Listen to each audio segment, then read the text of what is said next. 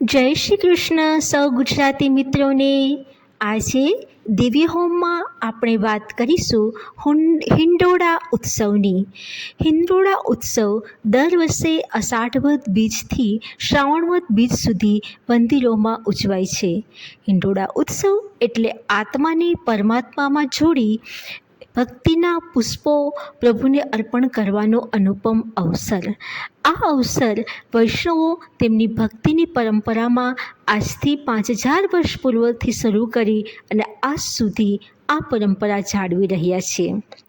જરા આપ બી કલ્પના કરો કે અદ્ભુત શ્રાવણ માસ હોય, અલબેલી પૃથ્વી જ્યારે શ્રાવણ માસના ધીમા ધીમા શ્રાવણીય વરસાદથી તરબતોડ હોય અને શ્રાવણની પધરામણી ટાણે ગરજી ઉઠતી હોય, આકાશમાં ઘનઘોર વાદળો રીમઝીમ કરતા વરસતા હોય, મંદ પવન વાતો હોય, વીજળીના ચમકારા કરતી હોય અને સંધ્યા સમય એટલે કે આરતીના સમયે હરિભક્તો મંદિરમાં જઈને રેશમની દોરી વડે હિંડોળામાં બિરાજેલા પ્રભુને હિંડોળતા હોય, ત્યારે આ દૃશ્ય જ કેટલું નયનરમ્ય છે.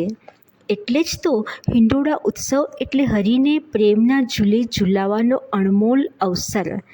આત્માને પરમાત્મા જોડે ભક્તિના પુષ્પો પ્રભુને અર્પણ કરવાનો એક અનમોલ અવસર. હિંડોળા ઉત્સવ એટલે ભક્તો માટે ભગવાનના સામીપ્યનો લહાવો. હિંડોળા પર્વ દરમિયાન ભક્તોને પ્રભુની નિકટમાં આવવાની એક તક મળે છે. આવો હિંડોળા ઉત્સવ દર વર્ષે અષાઢ વદ બીજથી શ્રાવણ વદ બીજ સુધી મંદિરોમાં ઉજવાય છે. આવા હિંડોળામાં ઝૂલાવાના અવસરે ભક્તો નિત નવા પદાર્થોથી હિંડોળાને શણગારે છે.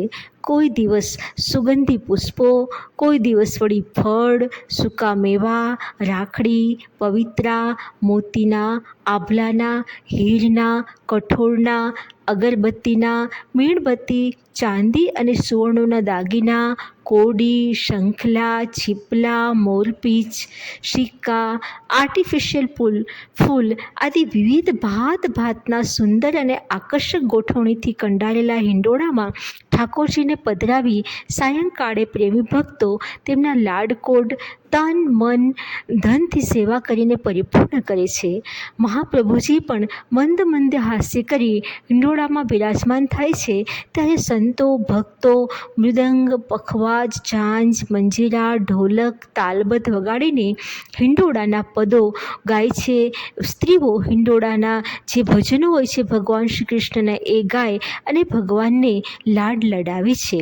ખાસ કરી વૈષ્ણવ સંપ્રદાય અને સ્વામિનારાયણ સંપ્રદાયમાં પણ સંતો ભક્તોએ શ્રી સ્વામિનારાયણ ભગવાનને હિંડોળામાં ખૂબ જ ઝુલાવ્યા છે. વડતાલ, ગઢપુર, સાળંગપુર આદિ અનેક સ્થળોએ ભગવાનને હિંડોળામાં બિરાજમાન કરીને કીર્તનો ગાઈને તથા ઉત્સવ કરીને ભગવાનને ખૂબ રીઝવ્યા છે. ભગવદ્મય સર્વ જનતા ભગવદ્મય બનીને જ્યારે સંતો આવા પદો ગાતા હોય, ત્યારે આ ઉપસ્થિત રહેનારા સૌ કોઈનું દિલ ભાવ વિભોર બની જતા દુનિયાનું ભાન ભૂલી જાય અને શ્રીજીના મૂર્તિમાં એકદમ થીજી જાય એ લાગે છે. એ સુખની તો કદી વર્ણન જ ન થઈ શકે. એમાંય સદશ્રી વડતાલમાં શ્રી નિષ્કુળાનંદ સ્વામીએ શ્રી સ્વામિનારાયણ ભગવાન માટે જે 12 પારણાનો અદ્ભુત હિંડોળા રચ્યો હતો અને વડતાલમાં શ્રી હરિને બેસાડીને ઝુલાવ્યા હતા, એ દૃશ્ય તો ખરેખર નયનરમ્ય છે. પૂર્ણ પુરુષોત્તમ શ્રી સ્વામિનારાયણ ભગવાને મનુષ્ય સ્વરૂપે હિંડોળામાં બેસીને દિવ્ય લીલાઓ કરીને જે સુખ આપ્યા છે, તેની સૌને સ્મૃતિ થાય એટલા માટે સ્વામિનારાયણ મંદિરમાં દર વર્ષે અષાઢ વદ બીજથી શ્રાવણ વદ બીજ સુધી આ હિંડોળા ઉત્સવ ઉજવાય છે. આવા હિંડોળા ઉત્સવમાંથી અનેક પ્રકારનો ઉપદેશ અને પ્રેરણા પણ સાંપડે છે. આ સાથે જ વૃંદાવન અને શ્રી બ્રિજધામમાં પણ આ હિંડોળા ઉત્સવ મનાવવામાં આવે છે, જેને ઝૂલા ઉત્સવ ના રૂપમાં પણ ખાસ પ્રચલિત કરવામાં આવ્યો છે. આ હિંડોળા ઉત્સવનો આખિર મહિમા શું છે? તેનો મહિમા તો ભક્તિ જ છે. જેમ હિંડોળામાં બેસનાર વ્યક્તિએ સાંકળ પકડી રાખવી પડે છે, તેમ જીવનના હિંડોળામાં પણ સંયમ અને સાવધાનીની સાંકળ પકડી રાખવી પડે છે. નહીં તો ક્યારે પડી જવાય તેની ખબર જ ન પડે.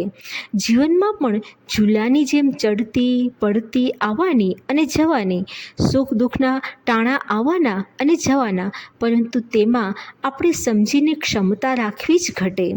હરીને હૈયાના હિંડોળે ઝૂલાવાના આ હિંડોળા ઉત્સવમાં સૌ કોઈને સદાય ભગવાનનું દિવ્ય અખંડ સ્મરણ રહે અને જીવનના ઝૂલામાં સદાય સંયમ અને સાવધાની અને સમજણ રહે, એવી જ અંતરની અભ્યર્થના સાથે આ હિંડોળના ઉત્સવની સૌને ખૂબ ખૂબ શુભેચ્છા. નમસ્કાર. ધન્યવાદ.